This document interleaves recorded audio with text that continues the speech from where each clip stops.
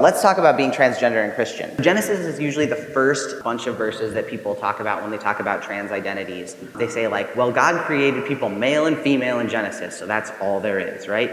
And Matthew's done a really great job talking about the sort of squishy places in between things in Genesis 1, right? For instance, the sea separates the sea from the land. Well, then how do we have estuaries? And how do we have these rivers where the salmon come from, the salt water to the fresh water, right?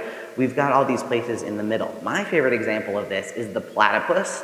Good luck categorizing the platypus.